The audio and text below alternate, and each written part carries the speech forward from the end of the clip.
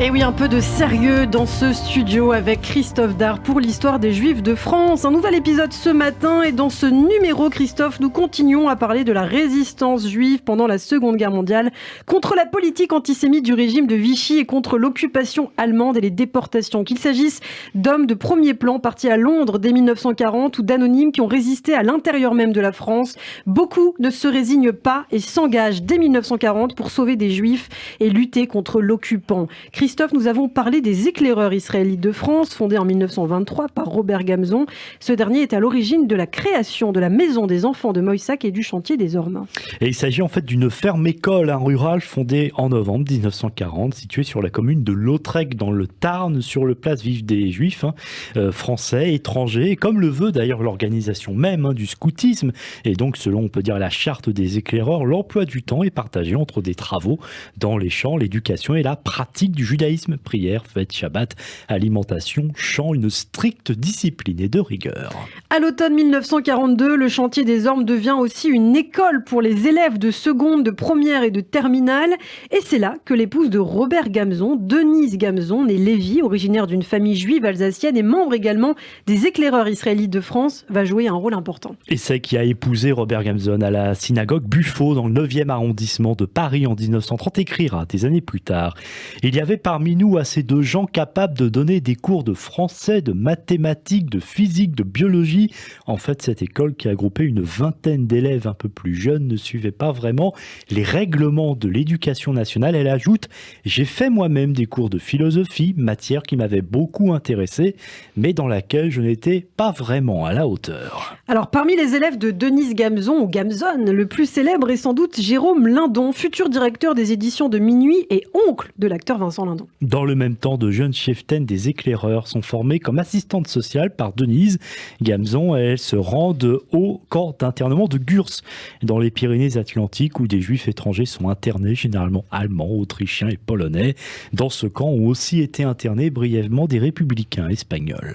Le 11 novembre 1942, les Allemands envahissent la zone sud. Dans les semaines et les mois qui suivent, les éclaireurs israélites de France délivrent de faux papiers aux adolescents juifs dont les parents avaient été arrêtés ou été recherchés par la Gestapo ou la police française. Et l'objectif, c'est de permettre aux Juifs de rejoindre la Suisse ou l'Espagne. Le nom de code de ce réseau d'assistantes sociales et de passeurs ou d'agents de liaison est la 6e, et Robert Gamzon, grâce à sa position d'administrateur au sein de l'Union générale des Israélites de France, réussit à l'intégrer dans l'organisation voulue par le maréchal Pétain, mais en parallèle, les éclaireurs israélites s'engagent aussi dans la résistance et la lutte armée contre l'ennemi. Mais le danger est de plus en plus élevé. Au début de l'année 1943, Darquier de Pellepoix, commissaire général aux questions juives, envoie une lettre au directeur de l'Union générale des Israélites de France et ordonne la dissolution effective et immédiate des éclaireurs.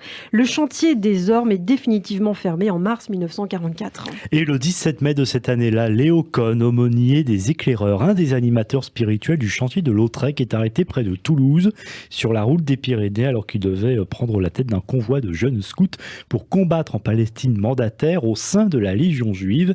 Il est déporté à Auschwitz par le convoi 77 en juillet 44, convoi dans lequel se trouvaient d'ailleurs 250 enfants et 33 membres du personnel de l'Union générale des Israélites de France arrêtés lors d'une rafle. Léo Cohn meurt d'épuisement en décembre 1944 à l'âge de 30 ans. Et Jean-Paul Nathan Aymon, l'un des éclaireurs du chantier des Ormes, dira: Léo Cohn, chassé d'Allemagne, sa terre natale, incarnait cette ferveur et cet esprit de dévouement qui furent l'apanage de cette jeunesse juive sous la botte.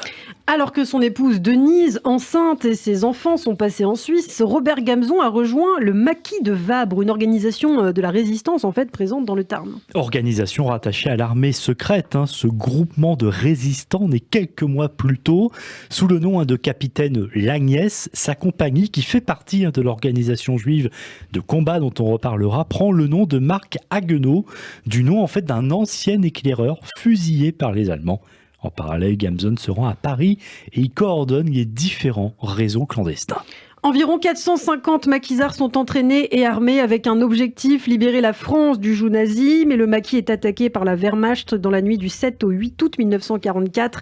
Il y a 7 morts, dont 3 juifs. Et parmi eux, Gilbert Bloch, un polytechnicien officier de l'armée française révoqué Parce que juifs, les maquisards se dispersent, puis quelques jours plus tard, ils attaquent un train allemand chargé de 4 canons et de munitions. Le responsable du convoi se rend, 60 Allemands sont faits prisonniers, et les villes de Mazamet et de Castres sont libérées. Gamson est nommé capitaine dans les forces françaises de l'intérieur, mais une très grave blessure l'empêche de combattre lors de la bataille de France, puis d'Allemagne. Pour tous ces faits d'armes et de résistance, Robert Gamson est décoré de la Croix de guerre 1939-1940, de la Croix de guerre 1944 et de la médaille de la résistance française.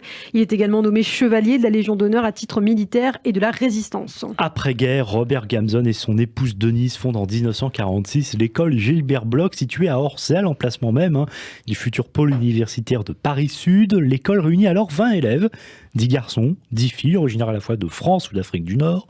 On y trouve des Ashkénazes et des Séfarades, et l'école, qui fermera en 1970, est pensée comme un lieu de renaissance de la communauté juive qui repose sur les valeurs des éclaireurs israélites de France. Et puis les Gamson font leur alia en Israël. Nous sommes en 1949. Robert reprend son métier d'ingénieur acousticien et travaille à l'Institut Weizmann. Son épouse, elle, est professeure de français au lycée de l'Alliance israélite universelle à Ramat Gan. Il continue de piloter les éclaireurs israélites de France, bien qu'à distance. Robert Gamson meurt accidentellement par noyade en 1961, seulement 56 ans. Il repose au cimetière de Rehovot, et là où il a vécu ces dernières années avec son épouse Denise, qui devient assistante de français à l'université de Tel Aviv. Après sa retraite, elle s'installe à Jérusalem. Elle y meurt en 2002 et repose depuis aux côtés de son mari. Le couple a eu 4 enfants. Évoquons à présent la place importante occupée pendant la Seconde Guerre mondiale par l'œuvre de secours aux enfants, la fameuse OSE. Rappelons d'abord qu'elle a été créée en 1912 par des médecins à Saint-Pétersbourg sous le nom de Société pour la protection sanitaire des populations juives. Avec pour objectif de venir en aide aux populations juives défavorisées, alors que la Russie tsariste est frappée depuis des années, on en a déjà parlé, par les pogroms et l'antisémitisme, notamment dans ce qu'on appelle la fameuse zone de résidence. L'objectif principal de l'organisation, c'est la mise en place d'un système de santé moderne pour les populations juives, donc défavorisées, l'OSE, parce qu'à l'époque ça s'écrit OZE, puisque ça porte pas le même nom qu'aujourd'hui, installe des comités dans toutes les grandes villes de Russie, des dispensaires, des centres, des maisons d'enfants et des centres sportifs.